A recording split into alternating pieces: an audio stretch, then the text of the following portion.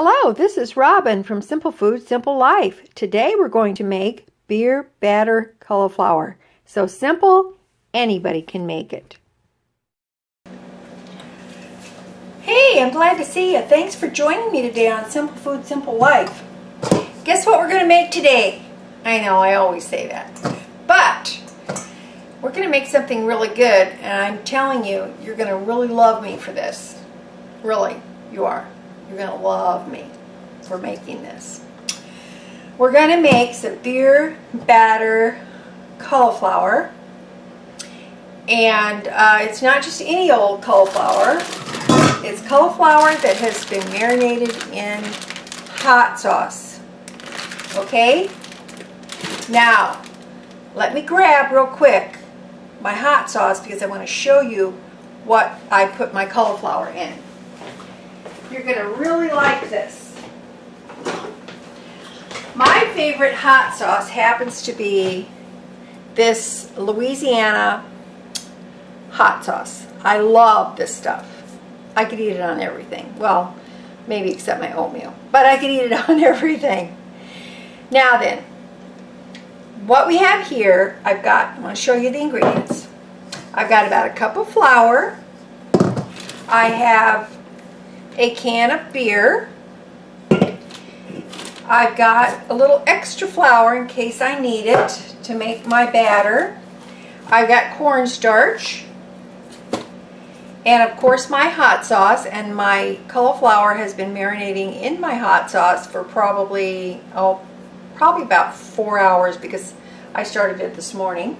And I have an extra bowl to put my cauliflower in. I'll show you what I'm going to do with that.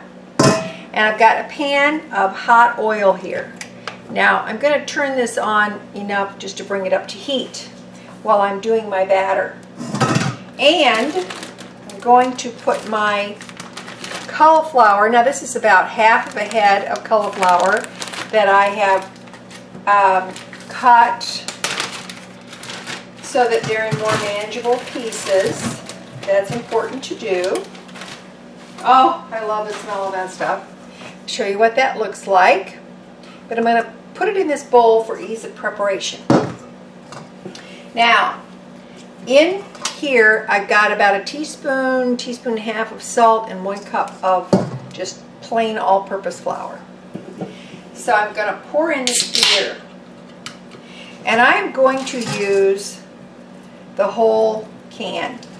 So that would be 12 ounces of beer. Now, if your beer is cold, that's fine. If it's warm, it doesn't matter. If it's flat, it doesn't matter. Although, I do tend to like it better when it's got some fizz to it. But the primary thing that we're going for here is we are going for the flavor. Because if you've ever gone out and had the beautiful beer batter onion rings and that kind of thing, you know what I'm talking about.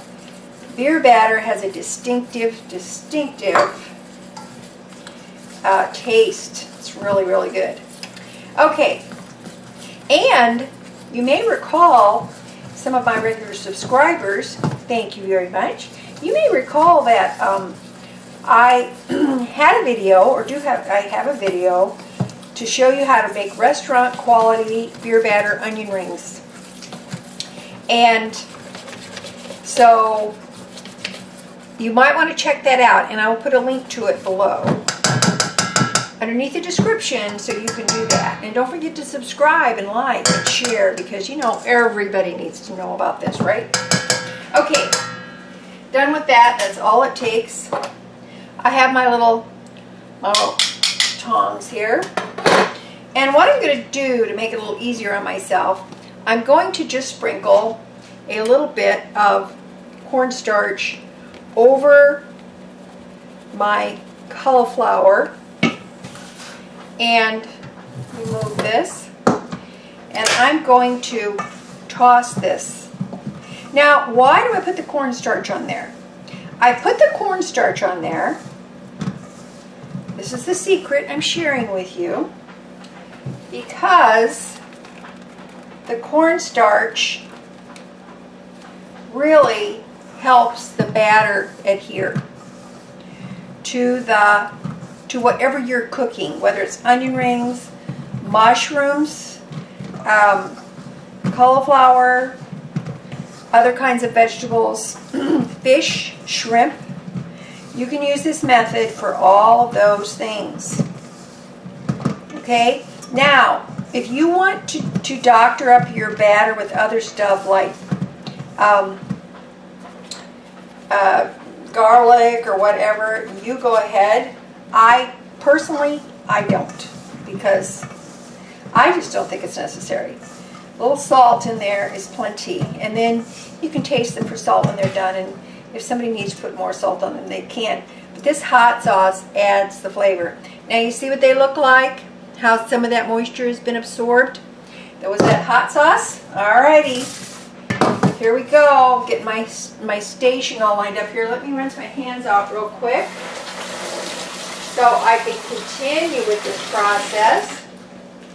I've got my oil going. Let's see what we got there. Oh, it's snapping. It's a popping. All right, let me get it down here so you can take a look. And I'm going to move my other stuff out of the way. And I do have a slotted spoon because I might need that. So what I'm going to do is I'm going to take a few pieces of this cauliflower, and let me show you here as soon as I get it in the batter. Over there. Now you notice I'm not overcrowding anything, and all I'm going to do, I'm just going to turn this and get it well coated with the batter, this wonderful beer batter. Now, seriously, is it any simpler than this? Is it really get any simpler than this? I don't know. I don't really think it does. Let's put one in. Let's put a little piece in and let's test this out and make sure my oil is hot enough. Now, I am draining this off a little bit. Just let some of your batter drip off. And just put it in the pan. And that's it. Now you notice I don't have a deep fryer. I've just got this skillet here, and I'm just using that. I'm not getting very fancy about my utensils, am I? No. I'm not very fancy about things like that. Now, you can, the most important thing to remember here is don't crowd your cauliflower. Don't, whatever you're deep frying, never crowd it. Because otherwise it just sticks together, it can get gloppy. You don't want it to be gloppy, right? Okay, here we are, cooking away, we're doing good. See the cauliflower in the cornstarch. And I'm going to get a plate ready while that's cooking. And I'm going to put some paper towel on this. And get that all ready to go for when my cauliflower is ready to come out. Now, I've got my slotted spoon here. So I'm just going to make sure that these are not sticking. I can move them easily, you see there. Now, the reason why I have my Louisiana hot sauce out is because I may put some more on there after I take them out, because I am a spicy girl. I like spicy stuff. You can use any hot sauce you want. You can use sriracha, you can use whatever your preference is. I think there's one called Frank's. You can use all kinds of hot sauce. And you know what? Hot sauce depends region by region, I think, don't you think? Another thing, you don't have to really use any hot sauce if you don't want to. You can use a different kind of marinade. But for flavor-wise, I do recommend that you, even if it's just an Asian marinade, that would be fine. I do recommend that you use a marinade of some sort, because that's really going to give flavor. I had cooked these, my granddaughter was here, and I said, well, try one, and she did, or she said, well, I just don't like cauliflower, and I said, well, you can try one or not, that's fine, and she did, and she really liked them, and she ate several, so don't assume that because you don't like cauliflower, you won't like these. Let's see what these look like. I'm going to flip them over. They're looking pretty good. Now, you may have to flip them a couple times, that's fine, but I want you to notice how the, you see how the batter is sticking to the vegetable? You see that? That's what you're looking for. If you were just to put this in without the cornstarch, your batter would come off, it would go every which direction. That's why the cornstarch is really, really important. Now, you can do the same thing with mushrooms, like I said, onion rings, all kinds of things. And I'm going to give you a hint about these while we're waiting for these to cook off. If you want to make these ahead, you can, and freeze them. All you have to do is, once they're cooked, lay them out to drain like I'm going to do, and then take a piece of wax paper. After they're cooled off, take a piece of wax paper, lay it on a flat surface like a baking pan or baking sheet, and put them in your freezer and let them freeze individually. Put them in a zip bag, and then mark them, label them, and then all you have to do when you're ready to eat them, take them out, put them on a tray like you would frozen French fries or anything else that's frozen. Put them on a tray, put your oven at 400 degrees, put them on the middle rack, and they take about 7 minutes. That's it. You just have to keep an eye on them just to make sure that, you know, they're cooking. They're not going to overcook, because let's face it, you're heating them up. You're not cooking them from scratch. So that's all you do. And you can have these really anytime you want to. Aren't these nice? Look. See how those look now? See? I'm going to take these out, turn my heat down a little bit, and